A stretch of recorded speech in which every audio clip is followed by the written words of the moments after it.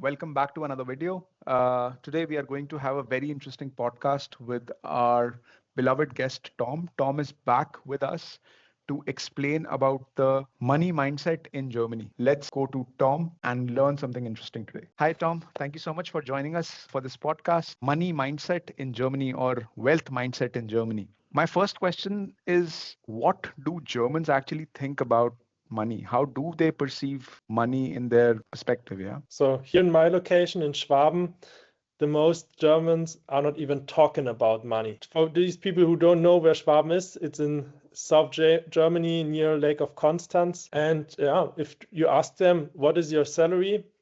A lot of them will not even answer your question because they don't want to. And they are hiding their wealth. So they are not really showing how much they have. They are not driving a red Ferrari or something, even if they could afford one, because yeah, they are investing it in something else which is not so provocative in this way. That's very interesting because in India you can have both of these, but majority of them, what I have experienced is like people like to show if they have something, right? If an Indian has a red Ferrari, he would love to show it and not just put it in his garage and still drive like a normal car every day. Yeah, And and there's a this is big very cultural difference. Yeah.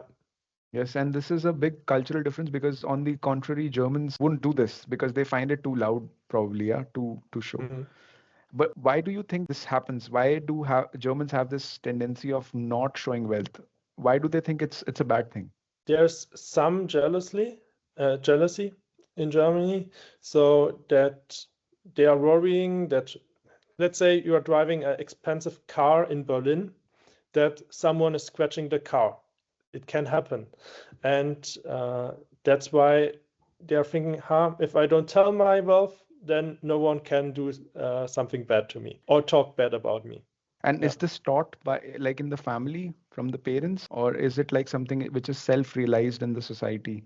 No, it's in the family, I would say. Okay, so don't show your wealth because if you show your wealth, then people will see and try to damage it. It's better to keep it to yourself Yeah. and live a modest life. This is what Germans think. Okay, interesting. So, how much money for a German is too much money? And when I say Germany, I mean like people who are living in Germany. How much do you think is enough money for somebody to feel rich in Germany? I would say 1 million euros, but it's not true anymore. In the past, it was, you were right. So with 1 million euros, you are rich. But because of the inflation, it's more about 1.5 or 2 millions now that you should have to be rich. So, to technically feel rich, larger than life in Germany, in Europe, I need to have at least around 1.5 to 2 million in today's date. Yeah, here in Schwaben, there are many millionaires, but the million euros is their own real estate.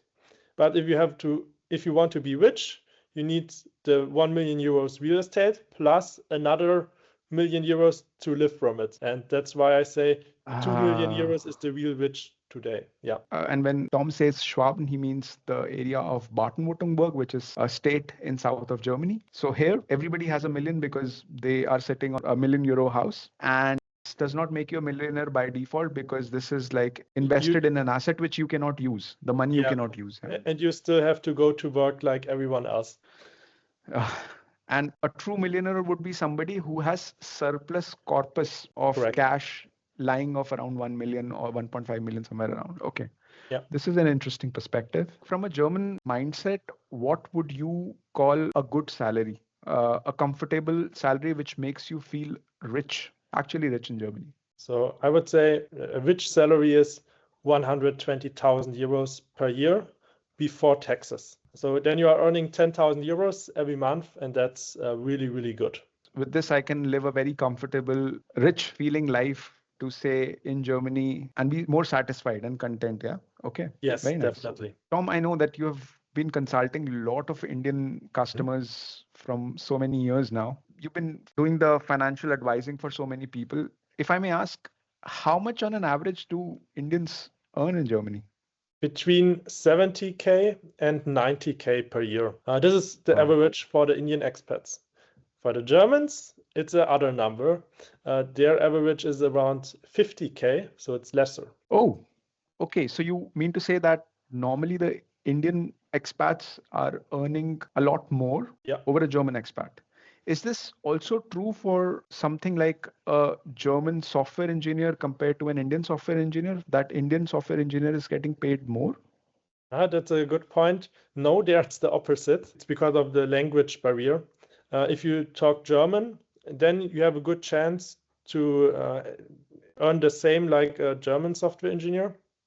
But if you are not speaking German fluently, then the German software engineer has a higher value and is paid better. So it's always a good asset to know the language, and it's Definitely. always brings a lot of value for you users to learn the language. But I always insist that don't kill yourself on it. If you can, go ahead and do it. Kill the language, and then there are a lot of amazing opportunities which are open in the country, and you have even more jobs that you can apply to. But if you can't, there are also some strategies where you can get into an English job also, but obviously the probability is less and it becomes a little more harder. I've created a very interesting video only about how to get English jobs in Germany, and please feel free to check it out. Link would be on the card on the top. I'll also put the link into the description for you so you can see this later. Coming back to the video, you said 120 plus would be a good salary, and Indians are almost close to it and earning somewhere between 70 to 90,000 euros, which is, I think, pretty handsome, decent salary. Are they also able to save a lot, invest a lot in German real estate or ETFs and stuff like this? This is a very interesting thing. They are earning more, but they are not so wealthy as the Germans are. This is something that I noticed. And the reason is they are coming to Germany, they have a very good salary, and it's get normal for them to earn the salary and spend it. They consume, and if the salary goes up, the consume goes also up and they spend more. So it's a never-ending story. So even if they would earn 150K at some point, they don't have wealth because the consume is also growing. That is something that I noticed with the Indian expats. Not with all, but with a lot of them.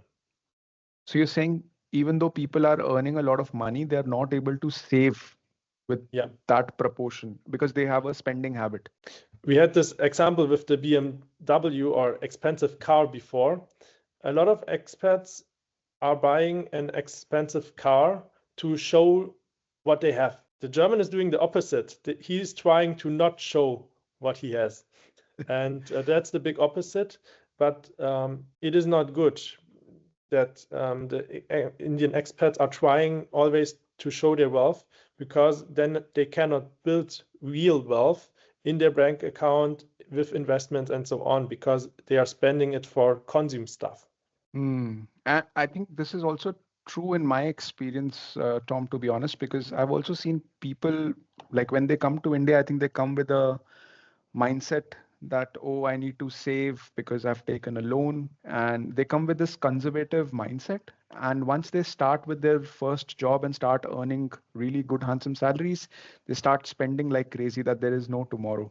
So they would start buying these expensive cars, going on European vacations, buying all the expensive gadgets, and feels like there is no tomorrow. And to be honest, guilty as charged, I was also in this loop for some time till the point I realized that this was not right, and I wasn't saving anything for the rainy day. So this gave me a change in mindset, and I can completely relate with this. How much do you think one should save? So my recommendation is 30% of the salary. Because if you have a percentage, then it's not so much depending on your salary. It's more about, even if you have a low salary, that you save something. And that's the important point. And my recommendation here is 30%. One more thing to attend. You said you changed your mindset. And that's a very important point, because this has to happen first. If you see a nice car, an expensive BMW, don't try to finance it or whatever. Try to change your mindset and say, what do I have to do that I can afford this car in future? And then couple it with a goal to say, okay, currently I'm earning 60,000 euros per year, but that's not enough for such a car. My goal is to increase my salary in the next years to 80K. And then when I reach this 80K, then I will buy this car and then I afford it. Have a decent amount of savings in place before you could think of spending it on luxurious items, because this will give you a safety buffer. And this is what I've also seen. People in Germany do not like too many risks. They want to be more safe and they want to feel more protected, right? And this is what Mhm. the society also guides you towards, that have like a safety buffer first, and then you can go and start spending on luxury items or goods you want to buy. Yeah. And this is a very interesting concept. But what do you think? How can somebody save money in Germany? Are there any special ways one can be more mindful before spending and be more mindful towards saving more money? I will give you a complete guidance how to do it. First, you should take a look on your household budgets. What is coming in and where's the money going to? Do you have, for example, too many insurances? This can happen.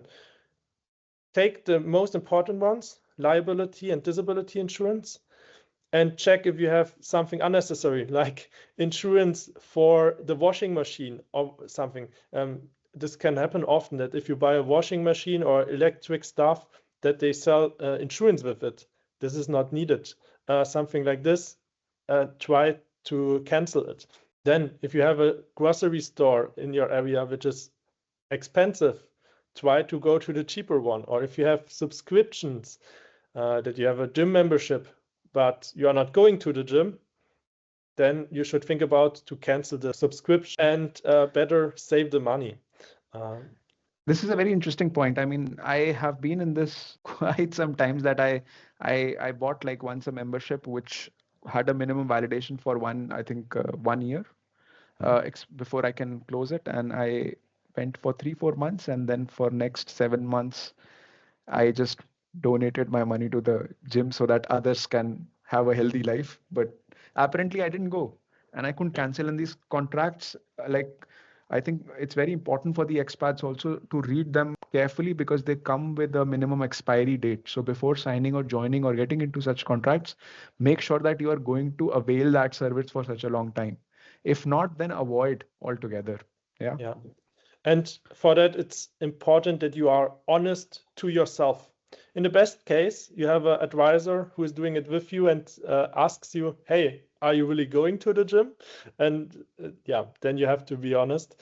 And a good idea here is, when you did this household budget, to have a two bank account system. This gives you a good structure in your finances. And Two bank accounts, you're mhm, saying that we yeah, should have two different bank accounts. Okay, but banks usually come with a charge, right? So this is also an expense. I yeah, have to end up paying 5, 10, 15 euros for every bank account I open every yeah. month. That's a good point, Gaurav, because this is another unnecessary expense. So if you need a bank account for free, in the link below, there is my contact data. Then you can get a bank account for free. So I'll put the link for you guys in the description below. But which bank is this? I cooperate with Deutsche Bank. Okay, and you say that if we go with you, then you can provide us with a free Deutsche Bank account, which is Yes, like a physical entity of bank, because usually the free banks are only the online banks. And the problem with online banks, what I have seen up till now, is that yeah, you can't call them unless you have a premium paid membership with them, and you don't have any service counter where I could go and talk about. So it's everything correct. happening online on cloud somewhere. Yeah. And for traditional old school people like myself, it can become a little discomforting at point to point. But if it's the same features with a physical bank account, I think Correct. it's not a bad deal. And especially And with you, if you're and giving a free account, yeah. and you can keep the online bank account. That's totally fine. But this account you should use then for the consume stuff, and to build wealth, you should use the Deutsche Bank account. That's how I recommend it to my customers. And I also helping them to setting this whole two bank account system up. And now, if it works out, you are building your emergency fund. What is the emergency fund? At least 3 net salaries. So that if something happens, that you have 3 net salaries on your bank account to handle the situation, and you can sleep well. Mhm. If you reach this, you should start with investing. Multiply your money so that you are not working for the money. Let your money work for you. So you make benefit from the compound interest effect. When you do that, protect your treasures from losses. So avoid risky investments. Especially Indians are looking for the highest returns, for the best returns that they can get. But I also saw that some Indian expats invested in scams and the money was gone from one day to the other. So you should seek out for qualified advice from an expert before investing. Any last words you would like to give? Yeah, one last thing about investment. You can also turn your home into a profitable investment. This is a typical thing here in Schwaben because we say everyone pays for at least one property in their lifetime, either for themselves or for someone else. So it's better to buy something for your own, and instead of paying the rent, you're paying your own real estate. So, and this is like a step-by-step setup, yeah? Yes. So first Yeah. you try to save money and like Correct. budget your things. Then you start, let's say, reducing your expenses, improving your financial health in general. And then eventually, once you are there, you have some money there, then you start investing. Once Yeah. you start investing, also be careful about like don't getting into too much risky investments and have like a balanced portfolio altogether for investments. And once you have that, maybe diversify into real estate and other assets. Correct, because I also do the real estate financings for real estates, and I have it sometimes that an Indian expat is reaching out to me. They found a real estate that they like, but they are not prepared for it because they didn't save equity in the past. And yeah, that's why it's very important to do it step by step, and then you will have a very wealthy future here in Germany. Thank you so much, Tom. So that's it, audience. As Tom already said, he would be happy to advise and guide you if you want to get in touch with him. I will put a link for him in the description below. You can have an absolutely free consultation, starting consultation with him, where he can guide you towards how your financial health is looking like. And if you're interested in any kind of real estate investments or ETFs or other stock investments, he can also support you there. So feel free to get in touch with him. And for more such videos, please feel free to subscribe to our channel. Comments if you have any questions. Thank you so much for watching this video, and I'll see you in the next one.